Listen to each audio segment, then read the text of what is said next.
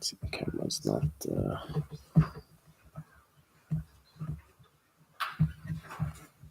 There you go. All right. خير. بسم الله الرحمن الرحيم. اللهم صل وسلم وبارك وأنعم على سيدنا وحبيبنا محمد وعلى آله الطيبين الطاهرين. أما بعد. So last dars we started the subject of Sayyidina Ali radiallahu anhu wa alayhi salam wa karramallahu wajha. As a quick recap, we'll mention some of the quick virtues of Sayyidina Ali that we covered without going into too much detail. As we said, does anybody remember what his mother named him first before Ali? No, it was Asad, right? His mother named him Asad initially, while his father was away, and then when he came back, he named him Ali, which is why the name Haydar, where it comes from, that which means Asad, which means lion. Haydar means lion, and it's like a fierce, very powerful lion, etc. So now,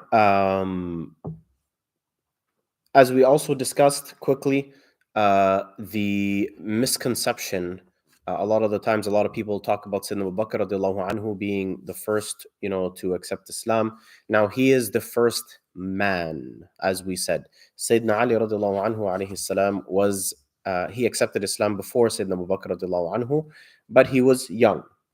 So sometimes, unfortunately, us Sunnis, we like to portray, Sayyidina Abu Bakr radiallahu anhu as being the first because it's Abu Bakr radiallahu anhu. However, Sayyidina Ali radiallahu anhu accepted first, but he was young. It was even before the age of maturity. And then we also spoke about how the Prophet alayhi salatu wasalam, treated him like a brother.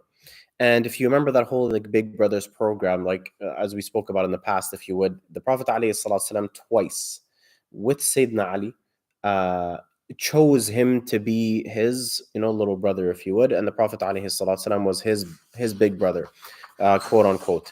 And we spoke about some of the sayings of the Prophet ﷺ in relation to that fact, where he would tell, Sayyidina Ali radiallahu anhu alayhi salam, that you are to me like Harun was to Musa alayhi salam, etc.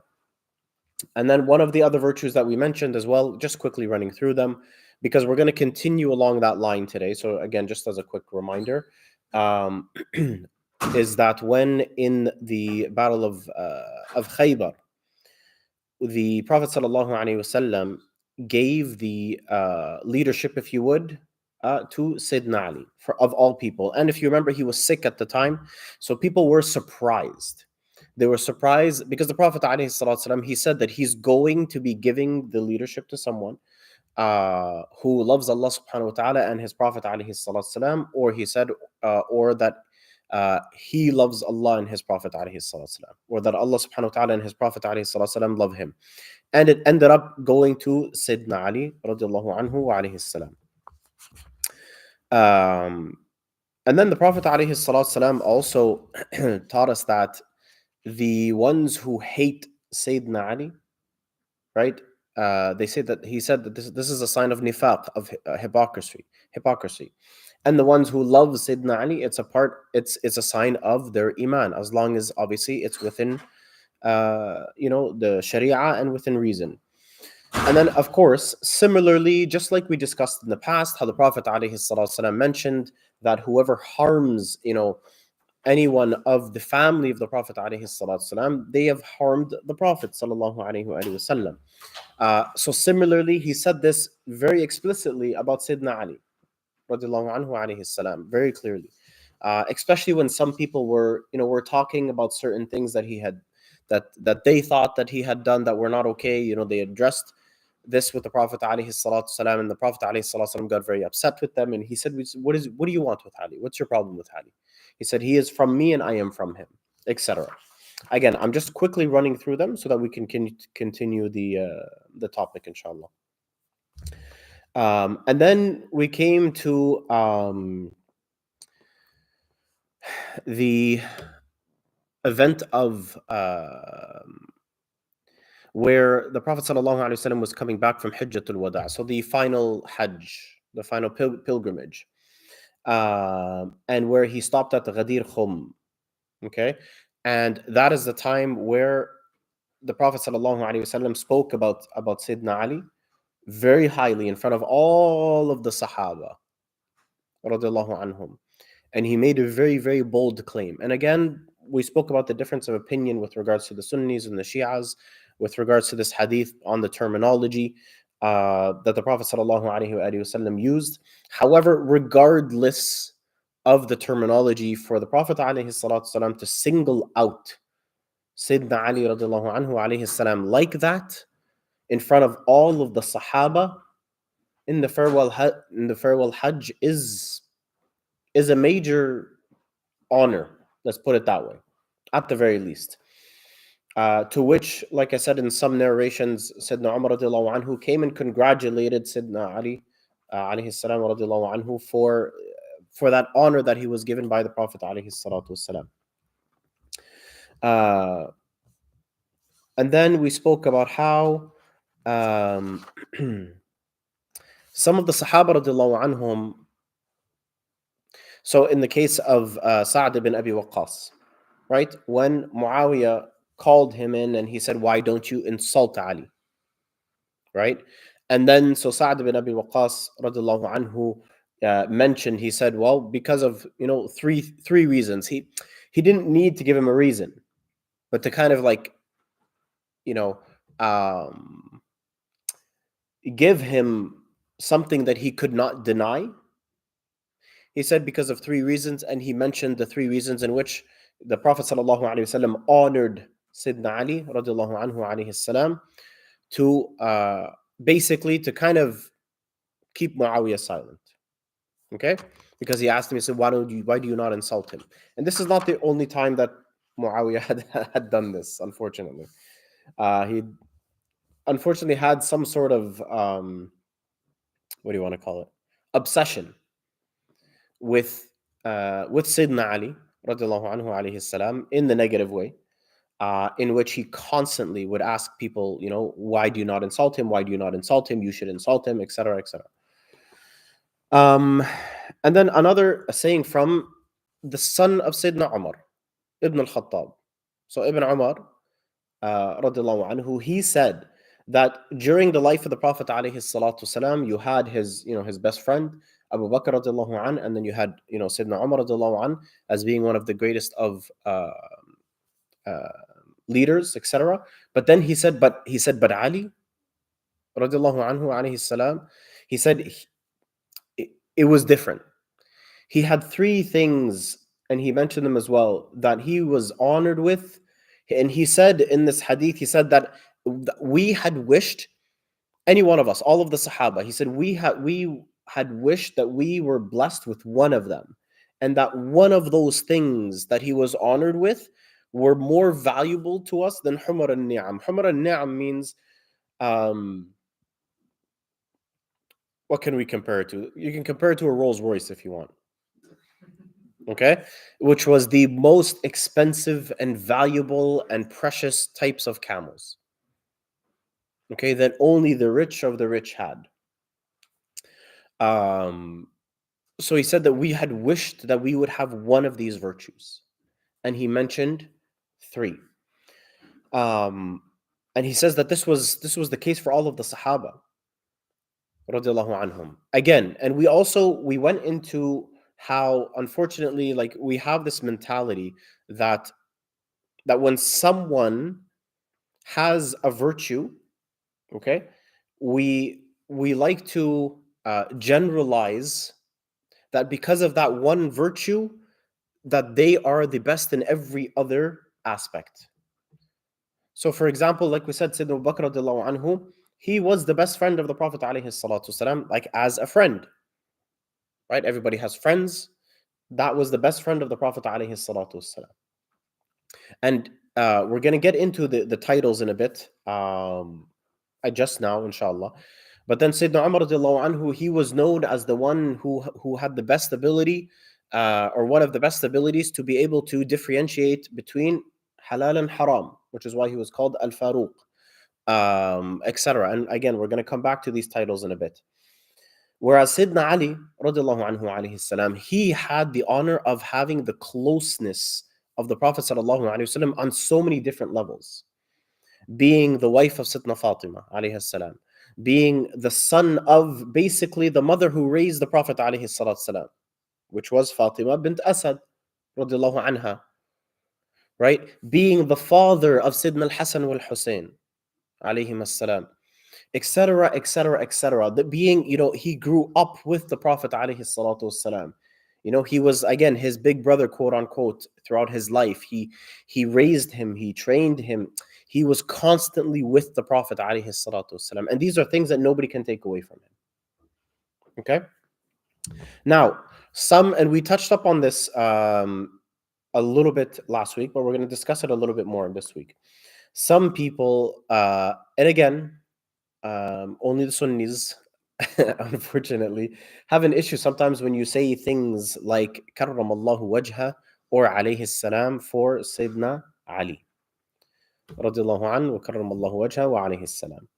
Now, we said that first of all, let's stick with first Karramallahu wajha, which means may Allah subhanahu wa ta'ala, or Allah subhanahu wa ta'ala, may his face be honored, if you would. First of all, that term or that saying, right? The Shia don't even use it whatsoever. That saying, Karramallahu wajha, the Shia don't use it whatsoever. They only use alayhi salam. Okay? Karramallahu wajha is specifically a Sunni term from the ulama of the Sunnah. And it was because when his enemies, Sayyidina Ali radiallahu anhu's enemies, once they said, Sawwadallahu aw qabbahallahu wajha, may Allah subhanahu wa ta'ala, they made dua against him, saying that may Allah subhanahu wa ta'ala essentially,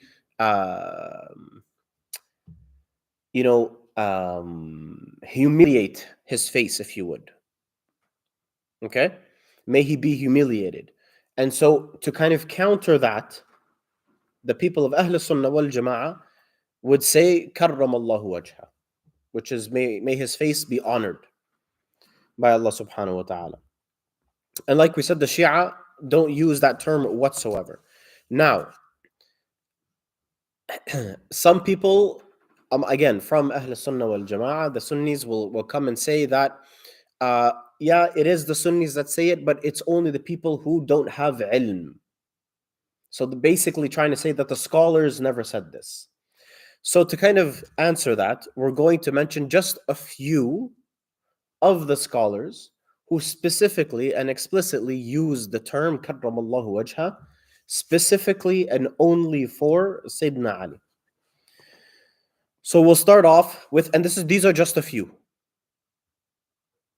The numbers of scholars that did use that term are numerous, but here are just a few. And you can hear the names yourself. You have Al-Imam Muhammad ibn al-Hasan al-Shaybani in the Muwatta of Imam Malik. Okay? You have Al-Imam al-Shafi'i in his kitab, which is known as Al-Umm, in his Musnad, fi Musnadi. You have Al-Imam Ahmad ibn Hanbal fi Musnadi, in his Musnad. You have Al-Imam Abdul Razzaq in his Musannif, fi Musannafi. You have Al-Imam Ibn al-Ja'd, and also in his Musnad. You have Al-Imam Ibn Abi Shaybah. You have Al-Imam At-Tabrani. You have Al-Imam Al-Hakim in his Mustadrak. You have Al-Imam At-Tabari in his Tafsir, Al-Imam Al-Nasa'i. You have Al-Imam At-Tirmidhi in his Shama'il. You have Al-Imam Abu Nu'aym in his popular, very famous book, Al-Hilya. You have Al-Imam Al-Tahawi, Sahib Al-Aqidah Al-Tahawiyya. You have al-Imam al-Bayhaqi. You have al-Imam al-Qurtubi. You have al-Imam Ibn Abd al-Barr, Imam al-Malikiyya. You have Imam al-Dhahabi, Imam al-Haytami, Imam Ibn Hazm. You have al-Mundhari. You have Ibn Rajab. You have Ibn Jazari, Ibn Abi Dunya, Imam al-Nawawi, Ibn Hajar al-Asqalani, Imam al-Suyuti, rahmatullahi alayhim. The list goes on and on and on and on. You have all, and so these are a lot of the Imma who use this term karramallahu wajha specifically for Sidna Ali radiallahu anhu wa alayhi salam. Now, prior to them, like we said in the book of Imam al-Bukhari rahmatullah alayh, when he's speaking of Sidna Ali, Sidna Fatima, السيدة شباب أهل الجنة الحسن والحسين, he wrote عليهم السلام. عليهم السلام in the book of Imam al-Bukhari and other books as well. But subhanallah, يعني, you have people, holding on and just constantly in, what do you want to call it, detective mode for anything that is referred to Sayyidina Ali or al-Bayt, right? But especially Sayyidina Ali. To the point where, like I said, either they're like, oh, no, the Shias say this. And then, like we said, the Shias don't say this whatsoever. And then some of the people try to be like, oh, okay, fine. It's just the general Muslims, it caught on. And people just started saying it. But however, the scholars don't say it. Okay, we refuted that. Now, some of them are like, okay, fine. We get it. Some Sunnis, and the scholars, they say karramallahu wajha. But why only for Sayyidina Ali? Again, they just won't give up on it. Why do you only say it for Sayyidina Ali? So one great scholar, rahmatullah alayh, Ibn Hajar al-Haytami, who's Sheikh al-Islam, he's known as Sheikh al-Islam, rahmatullah alayh, he responded to this. And he mentions, let's see how much. Okay. And he mentions, so someone came and he asked him, he's like, why do we say karramallahu wajha just for Sayyidina Ali? Now, to be honest with you, the question in it of itself is an issue. The question in it of itself is a problem. It shows that we have some sort of, again, obsession with Sayyidina Ali. That we cannot, show any sort of honor to Sayyidina Ali. It's very strange, and I'll explain what I mean by that. So first of all, Sheikh al-Islam, Ibn Hajar al-Haytami, he answers. He says, and he's responding to him. He says, عن حكمة استعمال كرم الله وجهه في حق علي ابن أبي طالب رضي الله عنه دون غيره عوضا عن الترضي وهل يستعمل ذلك لغيره من الصحابة. So he answers by saying, أجاب بقوله حكمة ذلك أن عليا كرم الله وجهه ورضي الله عنه لم يسجد لصنم قط. So when he answered, he said كرم الله وجهه and he said رضي الله عنه. He says Sidna Ali رضي الله عنه وكرم الله وجهه وعليه السلام never ever bowed down to an idol. His face never touched the floor in front of anybody other than Allah subhanahu wa ta'ala. Ever. And there is no difference of opinion on that. And then he goes on to say, فناسب أن يدعى له بما هو مطالب لحاله من تكريمة الوجه. He says, and because of that, his face should be honored, as it should. والمراد به حقيقته أو الكنانة أو الكناية عن الذات أي حفظه عن أن يتوجه لغير الله تعالى في عبادته. Again, he just emphasized the fact that he never worshipped anybody other than Allah subhanahu wa ta'ala. And then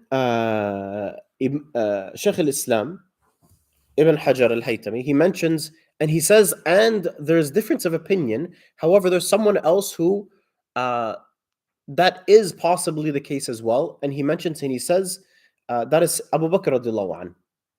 Abu Bakr as-Siddiq radiallahu an. And then he goes on and he says, وَكَرَّمَ اللَّهُ وَجْهَهُ. And he says that same term for Abu Bakr radiallahu an to kind of just answer this person and saying that there's nothing wrong in saying it to anyone. He says, for all we know, Sayyidina Abu Bakr radiallahu anhu as well did not worship anybody other than Allah subhanahu wa ta'ala. However, we cannot say for sure. But he says, in his answer, he says, however, we know Sayyidina Ali radiallahu anhu, there is no doubt about it. There is no doubt about it.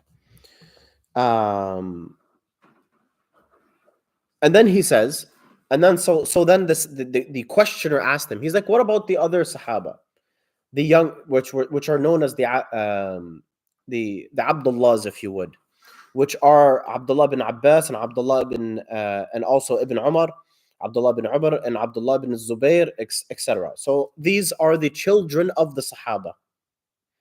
So he's like, oh, what about these guys? What about these Sahaba? They never worshipped anybody but Allah subhanahu wa ta'ala because their parents had accepted Islam and they were born in Islam. He said, he's like, Habibi, at that time, there was no more idol worshipping at that time anyways. He says the difference is Sayyidina Ali radiallahu anhu was, he lived at a time where people were worshipping idols. When the children of the Sahaba radiallahu anhum were born, all of that was khalas, it was taken care of.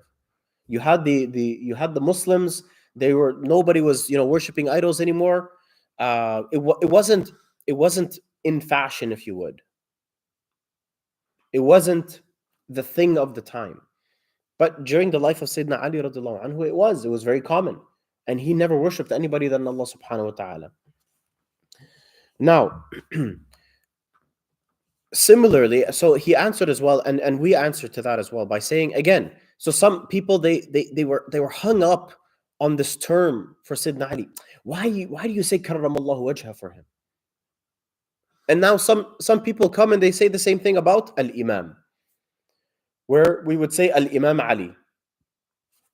Again, people will be like, why do you call him al-Imam? And again, you're only getting this from Sunnis, unfortunately. Why do you call him al-Imam? And the thing is, now we're going to get into the other nicknames that the other Sahaba radiallahu anhum had. But nobody ever has an issue with them. For example, Abu Bakr as-Siddiq radiallahu anhu. He was known as as-Siddiq. Right? The trustworthy one, the truthful one, the trustworthy one, etc. Nobody ever comes and says, why does he get the title as-Siddiq? Nobody ever comes and asks, why does Sayyidina Umar radiallahu anhu get the title al-Faruq? Everybody's okay with them having these titles. But Ali, no. He's not allowed having a special title. That's not okay. And wallahi, there are some people, subhanAllah, they flat out say that it's because the Shia say it. So what if the Shia say it? The Shia pray 2 rak'at al-Fajr. You're not going to pray 2 rak'at al-Fajr? They pray 4 rak'at for Dhuhr and for Asr. You're not going to pray 4 rak'at? Like, I don't understand. Like, subhanAllah, this mentality is unbelievable. Right? The Christians, some of them worship Isa alayhi salam. That means like, khalas, we're not going to, have any or honor Sayyidina Isa alayhi salam. Because, some of the Christians worship him and his mother, alayhi salam. So that, or we're like, oh, no, the Christians, they, they worship him. So, we can't talk about him, and honor him as much because the Christians, took it way too far. Like, what does this have to do with that? So subhanallah, like you find this, whether it's karramallahu wajha, whether it's alayhi salam, whether it's al-imam, subhanallah, these were titles that were given to him. And again, so for example, saying, Abu Bakr radiallahu anhu as-Siddiq, does that mean that Sayyidina Ali radiallahu anhu is not a Siddiq? He is. But subhanallah, like sometimes people just get a nickname, and that was the nickname given to Abu Bakr radiallahu anhu, and he was known by it. And these were some nicknames and virtues that were given to Sayyidina Ali. but subhanallah, we have this, and subhanallah, my teacher, Allah yahfadhu, Sheikh Khaled al-Bakar, Allah yahfadhu, once he was mentioning in a dars, something about Sayyidina al-Hussein or Sayyidina al-Hassan, and he said alayhim as-salam. So someone came up to him later. He's like, why are you saying alayhi salam for them? I said, because that's what we're supposed to say. I mean, this is very normal. Imam al-Bukhari in his book, he said alayhi salam, etc., etc., etc. And it did not sit well with him. It did not sit well with him whatsoever. And then another time, this man, the same person, came back and he's talking to my teacher, Allah yahfadhu, and he mentions the name of, and honestly, his name is not even worth mentioning. He mentions the name of the murderer of Sayyidina al-Hussein, alayhi salam. And while he's talking about him, he says, alayhi salam, to the murderer of Sayyidina al-Hussein, alayhi salam. And then he admits and he says, I only say that just to upset the Shia. And then my teacher says to him, Sheikh Khaled al-Bakar, Allah yahfadhu, he says, Habibi, you're not upsetting the Shia, you're upsetting the Prophet alayhi salatu wassalam.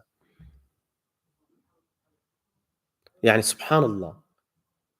Like this, we call it in Arabic tahaddi, this, I don't even know how you explain tahaddi, but like this animosity, if you would, between, the two sides. Oh, because they do it, we're going to do this. Because they do this, we're going to do that. At the end of the day, you're only hurting yourself and the Prophet alayhi salatu wassalam.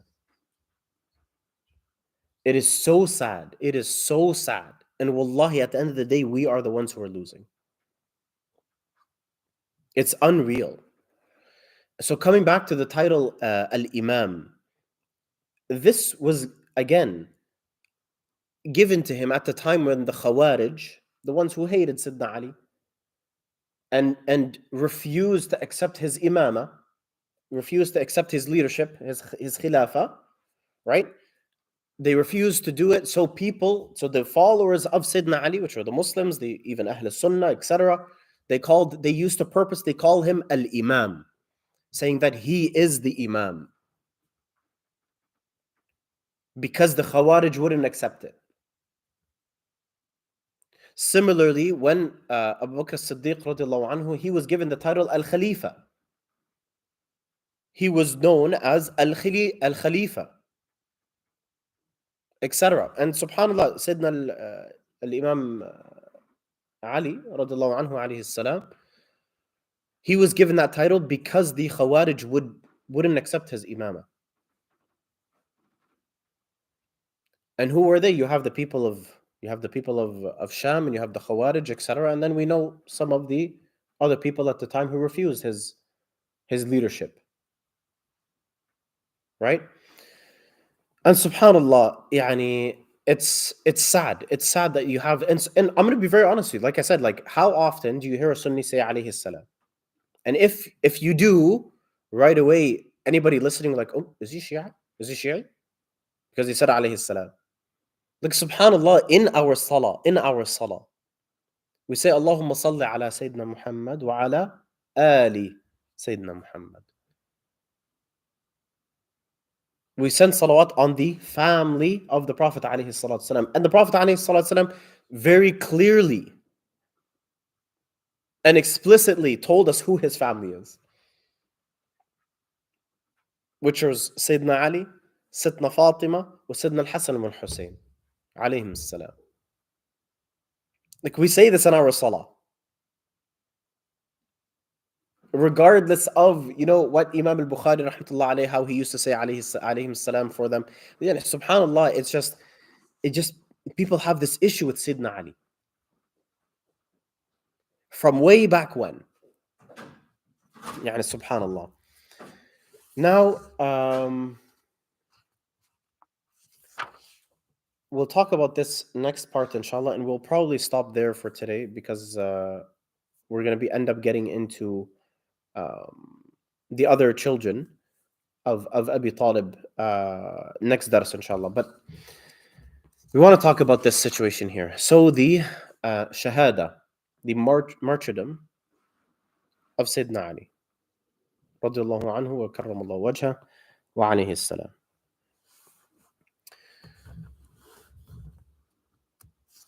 يعني look at this situation here. قضى إلى الله تعالى شهيدا مغدورا على يد غلاة الدين. So it was the enemies of the deen, being who?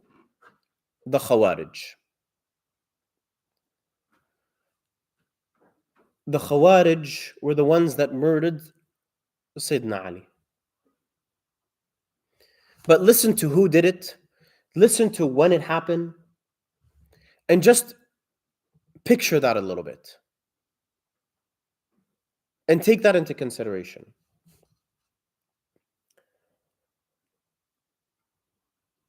So the enemy of Allah, Abd al-Rahman. His name was Abd al-Rahman ibn Maljam.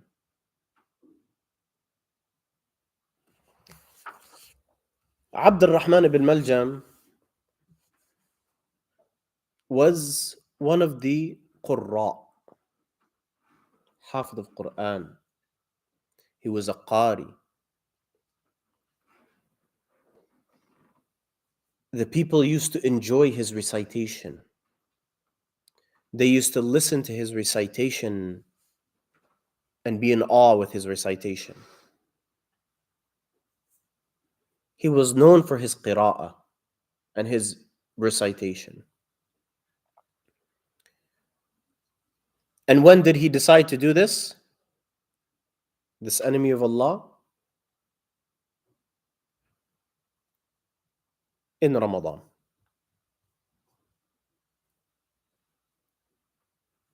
In Ramadan.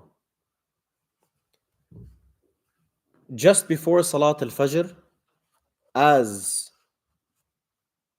Sayyidina Imam Ali alayhi salam was leaving for Salat al-Fajr, he was going out for Salat al-Fajr.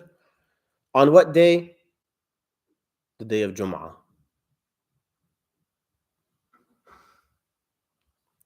The day of Jum'ah. The 18th of Ramadan.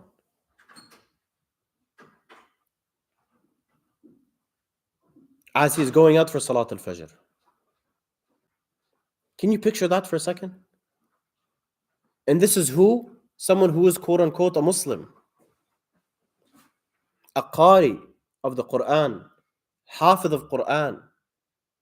People enjoy his recitation and always listen to his recitation.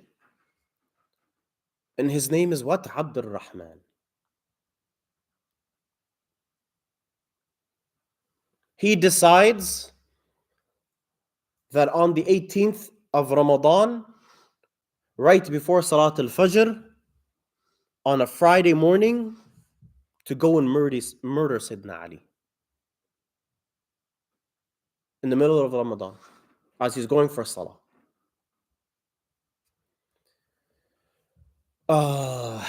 And here's the story from Sayyidina al-Hasan. He's relating it.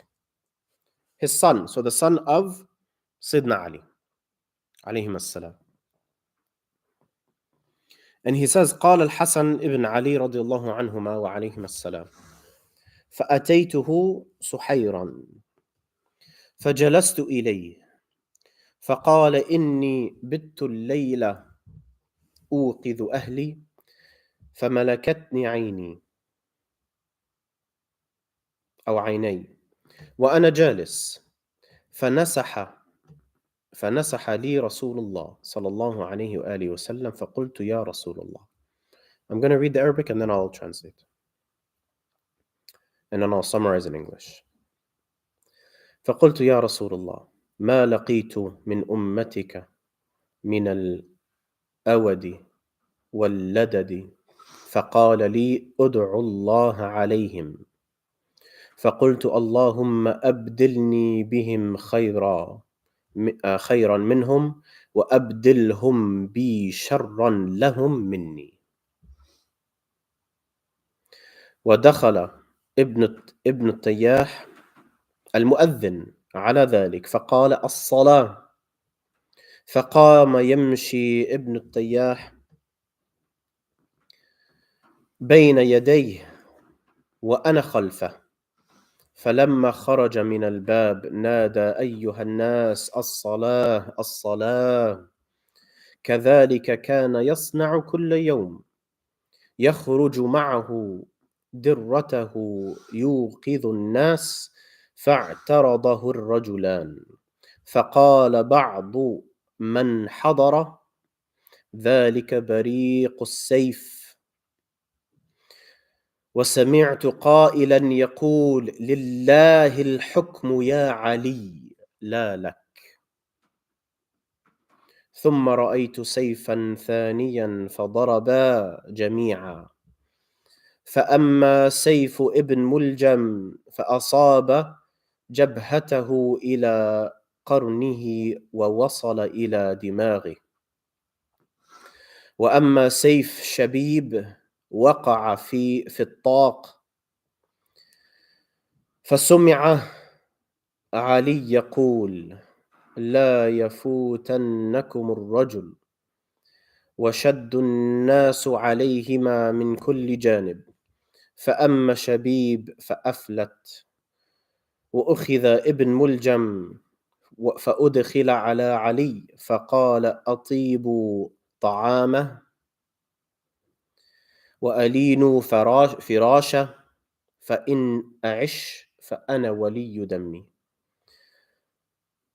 عفو أو قصاص وإن مت فألحقوه بي أخاصمه عند رب العالمين.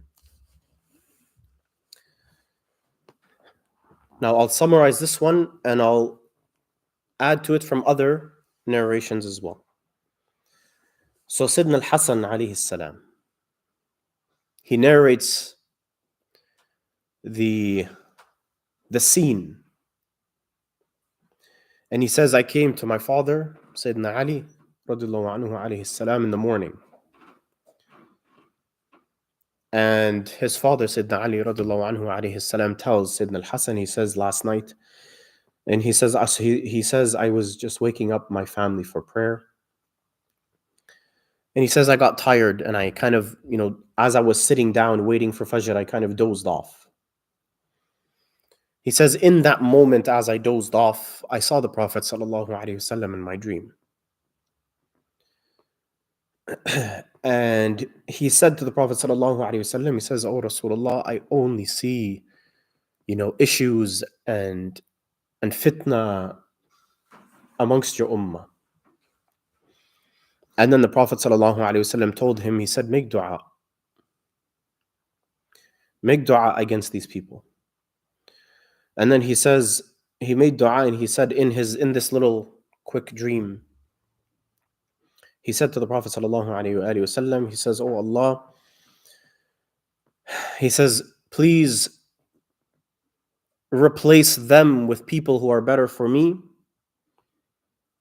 and replace me with someone worse than me for them. He said, either one of them. And then the mu'adhin, who was known as Ibn Tayyah al-Mu'adhin, he was the one who gave the adhan. He started giving the adhan. And then he kind of, Sayyidina Ali radiallahu anhu alayhi salam woke up from that quick dream. And then they started calling out as-salah, as-salah. They're waking up people for Salat al-Fajr. So then the mu'adhin started walking out, and then Sidna al-Hasan was walking out with Sidna Ali, alayhi salam. And as usual, the mu'adhin is calling out as-salah, as-salah, telling people, it's time for prayer.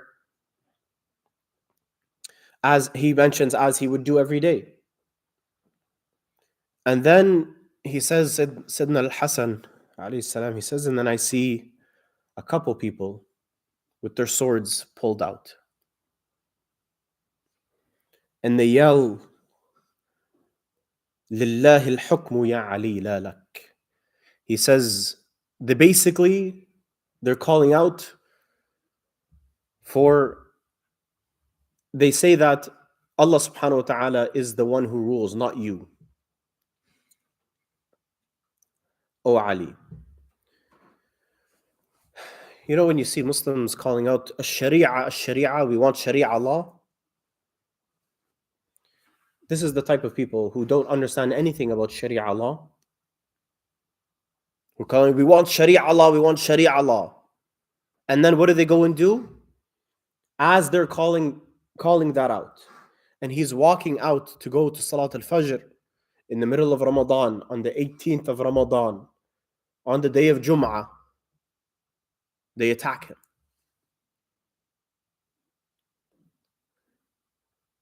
And Ibn Muljam gets him right on his head, to the point where he cracked open his skull.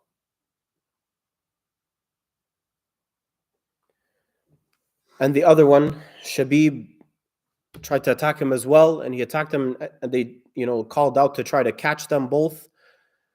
Shabib got away, but they got Ibn Muljam, and they brought him to Sayyidina Ali, as he's basically bleeding to death at this point. And in those moments, first of all, there's a narration which says that as he was hit, alayhi salam, he called out and he said that I have attained success by the Lord of the Kaaba, as he was hit and being killed. And then when they brought this enemy of Allah in front of Sidna Ali, as he's basically bleeding to death, listen to what Sidna Ali radiallahu anhu says. He says to the people, prepare him food, prepare him his drink, and basically just keep him captive until we decide what to do with him. Sayyidina Ali radiallahu anhu was bleeding to death at this point. And he told the people to treat him with dignity in that moment. By what? Make sure he has food. Make sure he has a bed to sleep on. Make sure he has something to drink until we decide what to do with him. And he says that if I live, I'll be the one to make that decision. Once we seek counsel,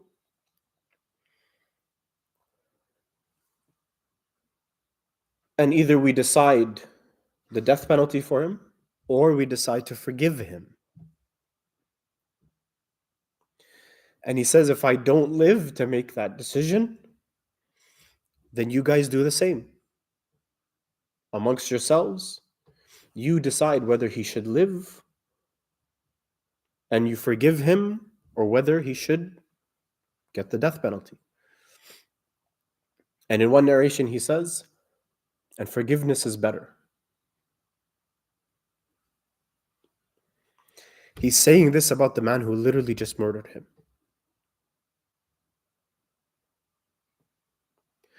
In the last moments of his life. Can you imagine that? in that moment, when he had full right to even say anything out of anger and out of revenge, because his anger could have easily taken over him at that point. In the middle of Ramadan, leaving for Salat al-Fajr, as he's fasting,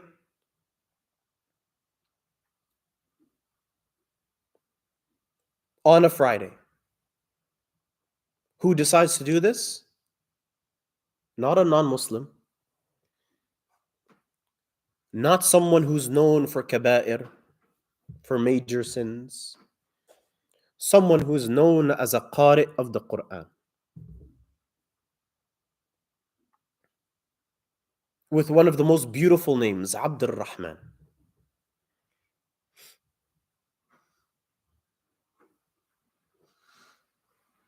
This is the situation. And what? In front of his son. Sayyidina al-Hasan is seeing this. He witnessed this whole thing.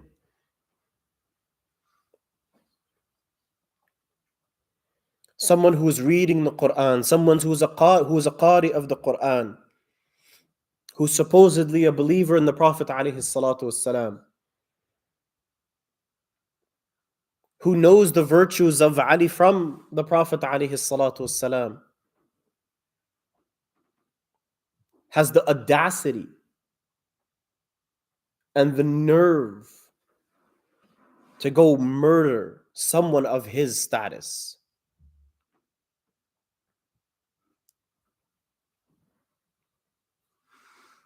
This is the situation of our ummah.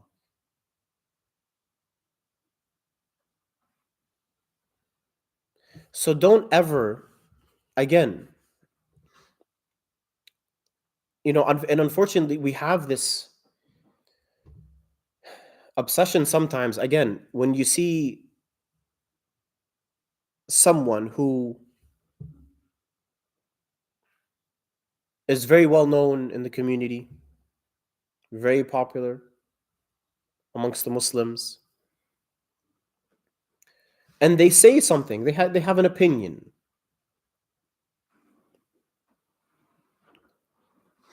All of a sudden, we treat it as if it's Quran.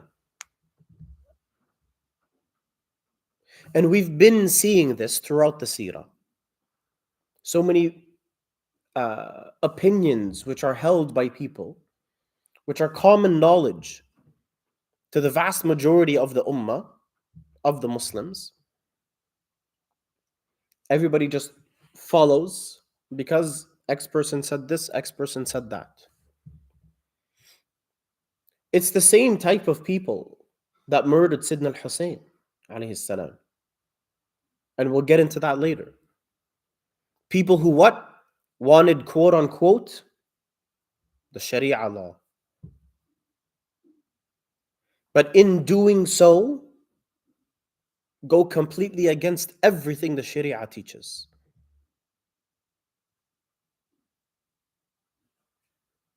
And unfortunately, this is the type of situation, maybe not to this, extreme level, but sometimes, yes, to this extreme level.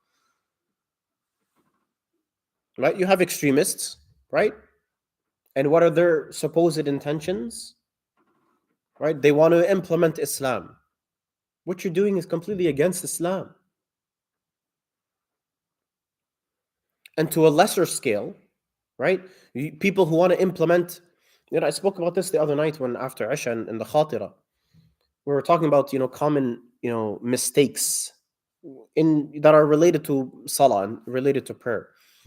And it was the lack of the straightening of the lines, okay? Or paying attention to that. However, honestly speaking, I focused more on yes, we should have our lines straightened, okay? Nobody, disputes that. However, a lot of the times the way it's done, with so much, aggressiveness, we're trying to quote unquote implement something which is right, which is correct, but in the wrong way. And the whole intention behind it is, okay, we should, straighten our lines. Okay, but you know what? You just hurt your brother or your sister because of the way you spoke to them, because of the way you treated them, because of your aggressiveness. So the whole ajr or reward that you would have gotten for straightening the lines and following that sunnah went out the window. Right before you even performed your salah, before you performed your prayer. And on the contrary, forget about the reward that you would have gotten. Now you got sin. You're sinful in the way that you spoke to your sister, in the way you spoke to your brother. In our aggressiveness. And subhanAllah, this is the same thing, like the way we speak to each other, the way we deal with each other, and everybody wants to come and say that they're trying to implement the sunnah, to implement halal and haram. This is not how the Prophet ﷺ dealt with these things. And again, obviously, those are at a much lesser scale. But look to what extent sometimes people go to, and all in the name of what? In the name of religion. In the name of them, trying to claim that they're doing what is right.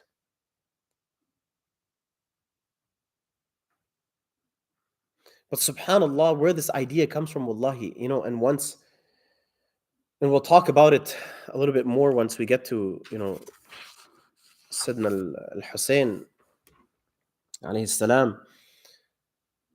But,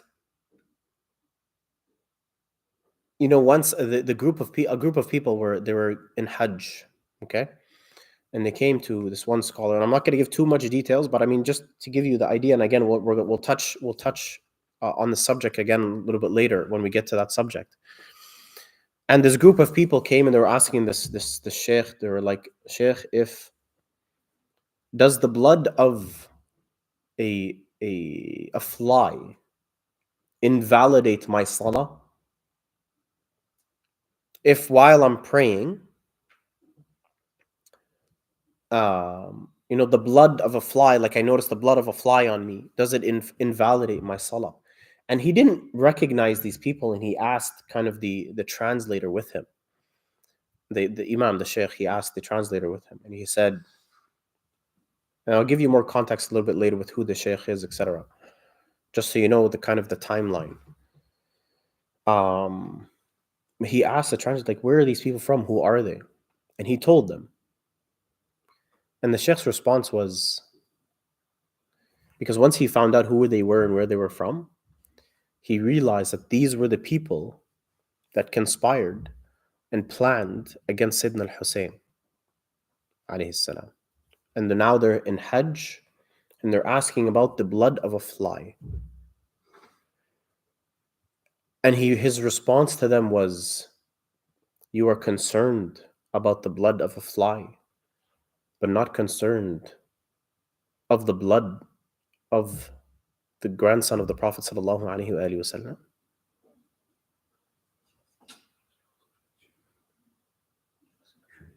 This is the mentality people have. This is the sick mentality some people have. تفضل. Do you think like people like still today would have things like they would have done the same thing as they did in the past? People haven't changed. Like we said, you have people today saying alayhi salam to the murders of Sayyidina al-Hussein. Like, how do you say things like that?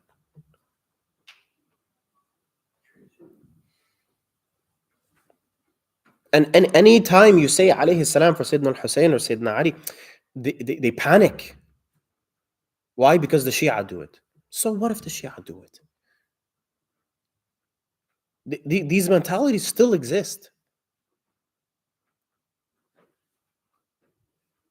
And like I said, you see this with any extremist. Any extremist who goes and does something completely absurd, And it's always what? In the name of what? In the name of religion, right? And of course, you have extremists in all religions. But I mean, this mentality is unreal. So yes, unfortunately, you still have people like this. And you still have people who have this obsession against Sayyidina Ali. And they want to try to justify, the things that were done to Sayyidina Ali. And justify and compare Sahaba. And I'm sorry, you cannot compare, and I'm going to be very, direct here. You cannot compare Muawiyah to Ali. If you look at some of the Sahih ahadith from the Prophet ﷺ about Muawiyah and the things he did against Sayyidina Ali, who is from the family of the Prophet ﷺ, nobody can take away the fact that yes, he saw the Prophet ﷺ while he had iman. Okay? So to play it safe, we're like, okay, you know what? He had his suhbah where he saw the Prophet ﷺ at a point where he did have iman. So we're just going to let Allah subhanahu wa ta'ala deal with that. However he wishes to deal with it. We're not going to play the role of Allah subhanahu wa ta'ala. That's Allah subhanahu wa ta'ala's job. But you can't come here and try to compare the two. Let alone Muawiyah, the other Sahaba radiallahu anhum, they don't compare to the closeness of the Prophet ﷺ that Ali radiallahu anhu had. And all of the Sahaba knew that the virtues of Sayyidina Ali, nobody compared to them. And then you want to come and compare Muawiyah?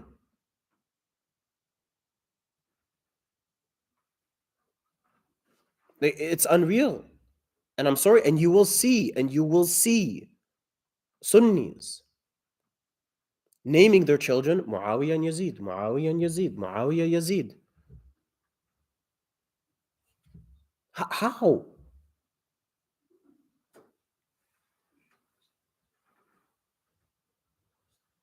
Like, how do you face Rasulullah sallallahu alaihi wasallam? There's a million other names. Why do you have to choose these names? Why? Why? You had no other name? So yes, unfortunately, you still have people like this. It's very sad and it's very unfortunate. So that concludes, even though there's so much to talk about Sayyidina Ali radiallahu anhu alayhi salam, but again, the focus in the seerah is the Prophet alayhi salam and understanding his relationship with these people. And to be able to understand his relationship with these people, you need to understand who these people were in the first place. So inshallah, next dars we will continue along with the children of Abi Talib. After obviously Sayyidina Ali radiallahu anhu wa karram Allahu wajha wa alayhi salam wa sallallahu ala Sayyidina Mulana Muhammad wa ala alihi al-tayyibin al-tahirin. Jazakum Allah khair. Assalamu alaikum wa rahmatullahi wa barakatuh. Any questions?